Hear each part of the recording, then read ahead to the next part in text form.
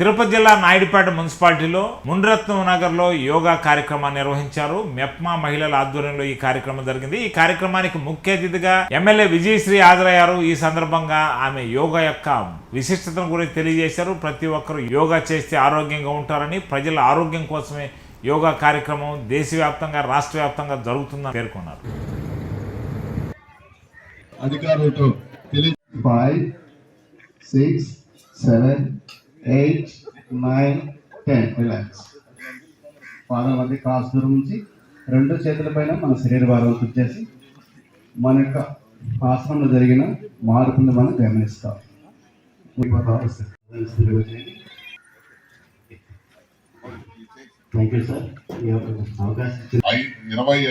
మంది ట్రైనింగ్ కాబడి ఉన్నారు.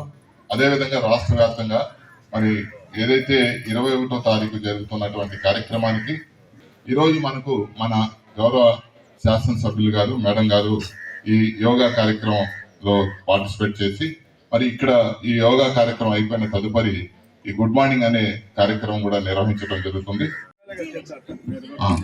ఓకే.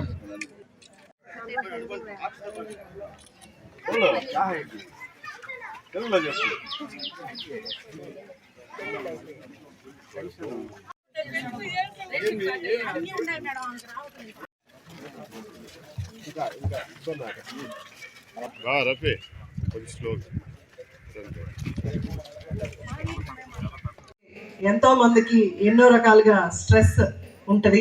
ఆ స్ట్రెస్ కూడా తగ్గడానికి మనకు మెల్లిమెల్లిగా కొంచెంగా టైం స్పెండ్ చేస్తూ మన ఆరోగ్యానికి మన కోసం కొంత టైం స్పెండ్ చేస్తూ యోగా చేసుకుంటే మనకు ముఖ్యంగా ఆడవాళ్ళకి ఎన్నో ఆరోగ్య సమస్యలు ఉంటాయి. వాటన్నిటి నుంచి దూరం కావడానికి యోగాంధ్ర కార్యక్రమాన్ని ముందుకు తీసుకొచ్చారు.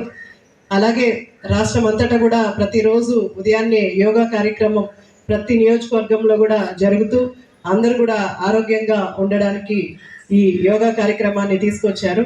అలాగే 21వ తారీఖున ప్రధాని మోడీ గారు వచ్చి యోగాంధ్ర కార్యక్రమాన్ని విశాఖపట్నంలో 5 లక్షల మందితో కార్యక్రమాన్ని నిర్వహించనున్నారు. కాబట్టి ఇదంతా మన ముఖ్యమంత్రి శ్రీ నారా చంద్రబాబు నాయుడు గారు కానీ, అలాగే డిప్యూటీ సీఎం పవన్ కళ్యాణ్ కానీ, అలాగే నరేంద్ర మోడీ గారు కానీ ఇది రాష్ట్ర ప్రజల ఆరోగ్యంగా ఉండడానికి, అలాగే మీ అందరికీ తెలుసు ప్రతి నెల 3వ శనివారం మనం స్వచ్ఛాంధ్ర అని తీసుకొచ్చి బయట హైజీన్ మెయింటైన్ చేయడానికి మనకు వీధులంతా కూడా పరిశుభ్రంగా ఉంచుకోవడానికి మనకు స్వచ్ఛాంధ్ర కూడా తీసుకొచ్చారు. ఇదంతా కూడా రాష్ట్ర ప్రజల ఆరోగ్యంగా ఉంటారని, ఎలాంటి జబ్బులు పాలవకుండా ఉంటారని, అలాగే యోగా కార్యక్రమాన్ని తీసుకొచ్చింది కూడా ప్రజల ఆరోగ్యం కోసం, మన కోసం. మనం కొంత ఇప్పుడు ఉన్న బిజీ లైఫ్లో ప్రతి ఒక్కరు ఉదయం లేచి పనులకు వెళ్ళిపోతున్నా, అలా కాకుండా మనం ఒక గంట ముందు లేచి ఈ యోగా కార్యక్రమం చేసుకుంటే మనకు ప్రజలు ఆరోగ్యంగా ఉంటారని, ప్రజల శ్రేయస్సు కోసం ప్రజల గురించే ఆలోచించే ఒకే ఒక నాయకుడు మన ముఖ్యమంత్రి శ్రీ నారా చంద్రబాబు నాయుడు గారు.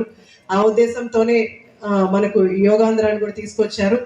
కాబట్టి ముఖ్యంగా సూలూరుపేట నియోజకవర్గ ప్రజలందరినీ కూడా నేను కోరుకుంటుంది, ప్రతిరోజు ఉదయాన్నే లేచి ఒక అరగంట కానీ గంట కానీ మన ఆరోగ్యం కోసం, మన హెల్త్ కోసం మనం చేస్తూ ఉంటే మన పిల్లలు కూడా నేర్చుకుంటారు, రేపు వాళ్ళకు కూడా అలవాటు అవుతుంది.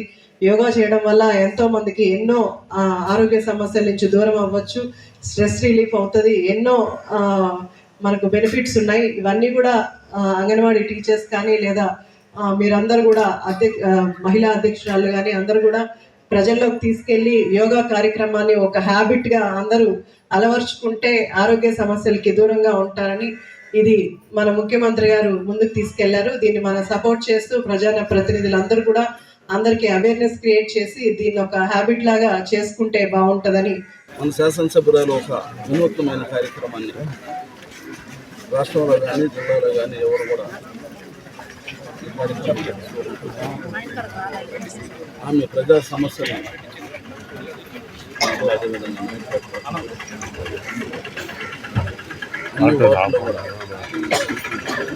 గ్రాస్ రూట్ లెవెల్ వరకు